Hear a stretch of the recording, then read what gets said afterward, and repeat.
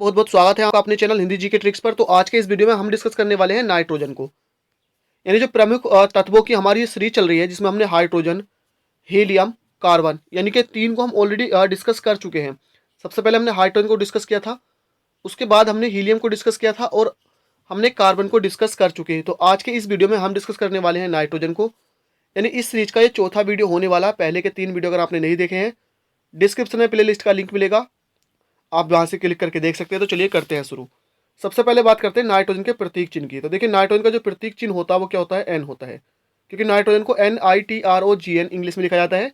तो प्रतीक चिन्ह इसका एन ही होता है। तो कहीं भी अगर एन लिखा हुआ है केमिस्ट्री के टर्म में तो वो नाइट्रोजन ही होगा। अगर बात करें, नाइट्रोजन एक द्विपरमाणविक अणु है। तो नाइट्रोजन को देखिए प्रतीक इसका बेशक एन होता है, ध्यान रखना है। इसके अगर प्रतीक की आप बात करेंगे तो प्रतीक क्या होता है, इसका एन होता है। लेकिन अगर कहीं रिएक्शन में ये भाग लेगा तो ये N2 की फॉर्म में लिखा जाता है, क्योंकि नाइट्रोजन, ध्यान रखना, इसके अंतिम कक्षा में 5 इलेक्ट्रॉन होते हैं। तो इसको अष्टक पूरा करने के लिए 3 बंध चाहिए होते हैं। तो ये 3 आपस में बंध बना लेते हैं और इन्हीं ट्रिपल बॉन्ड के कारण क्या होता है, नाइट्रोजन नॉर्मली टेम्परेचर पर क्या होता है, अक्रिय होता है। आपने देखा होगा जब हम सांस को इनहेल करते हैं तो उसमें 78% जो नाइट्रोजन होती है वो जाती है, और जब हम सांस को छोड़ते हैं तो उसमें भी 78% ही ऑक्सीजन वापस, जो नाइट्रोजन होती है वो वापसी आ जाती है, क्योंकि किसी से रिएक्ट नहीं करती है। तो नॉर्मल टेम्परेचर पर क्या होती है, नाइट्रोजन अक्रिय होते हैं। क्यों? क्योंकि इसमें ट्रिपल बॉन्ड बनते हैं। तो ये द्विपरमाणविक अणु मतलब N2 की फॉर्म में ये होता है। अगर बात करें इसकी खोज की, तो इसकी खोज 1772 में की गई थी डेनियल रदरफोर्ड के द्वारा। नाइट्रोजन की खोज 1772 में किसने की थी, डेनियल रदरफोर्ड ने।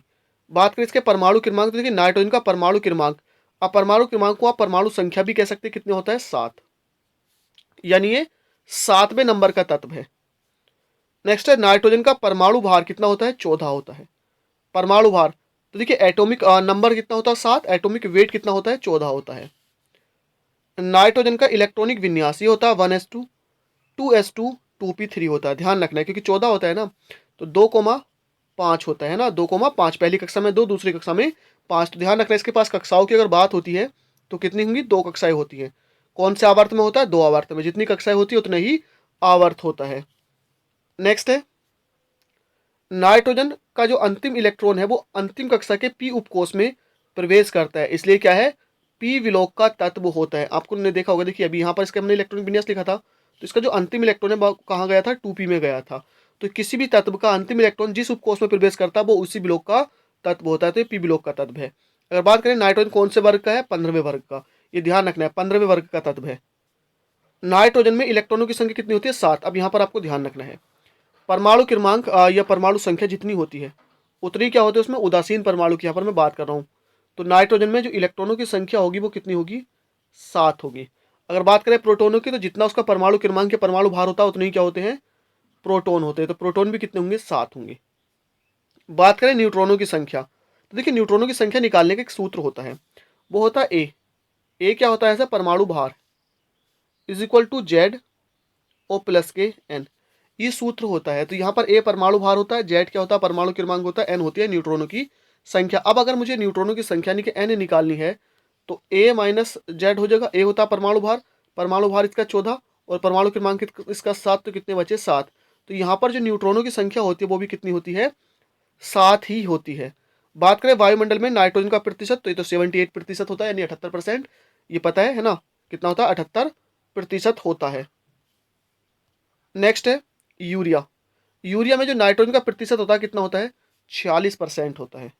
ये आपको ध्यान रखना है, यूरिया में नाइट्रोजन का प्रतिशत 46% होता है। मोस्ट इंपोर्टेंट चीज़ ये पूछी जाती है।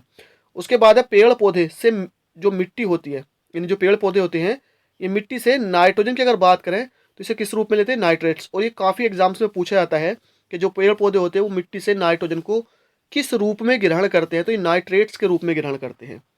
उसके बाद है कृत्रिम गर्भाधान के लिए बैल के स्पर्म को द्रव नाइट्रोजन में रखा जाता है। ये ध्यान रखना है। देखिए इस तरह से एक क्या होती है, वो मतलब पोटली सी, एक कैन सी बनी होती है, उसमें से जो सीख सी निकाली जाती है। इसमें क्या होता है, बैल का स्पर्म होता है, या आप कह सकते हैं सांड का, है ना। क्योंकि जिसके लिए क्या होता है, गर्भाधान कराया जाता है, कृत्रिम गर्भाधान, है ना, भैंसों का या गाय वगैरह का। तो उसको जो स्पर्म को रखा जाता है वो लिक्विड नाइट्रोजन में ही रखा जाता है। ये क्वेश्चन भी कई बार एग्जाम्स में पूछा जा चुका है। तो फ्रेंड्स आज के वीडियो में इतना ही। देखिए जो नाइट्रोजन के हम कह सकते हैं जैसे अमोनिया हो गई, जो इसके यौगिक है उनको हमने यहाँ पर डिस्कस नहीं कर रहे हैं। इसके यौगिक के जो अलग से एक वीडियो सीरीज हम चलाएँगे, ये इंपॉर्टेंट एलिमेंट्स की खत्म होने के बाद। तो उनमें सारे के सारे यौगिकों को हम डिस्कस करेंगे। तो आज के वीडियो में इतना ही। इस वीडियो को लाइक शेयर करना ना भूलें। चैनल को सब्सक्राइब कर लीजिए। Thank you for watching. मिलते हैं नेक्स्ट वीडियो में।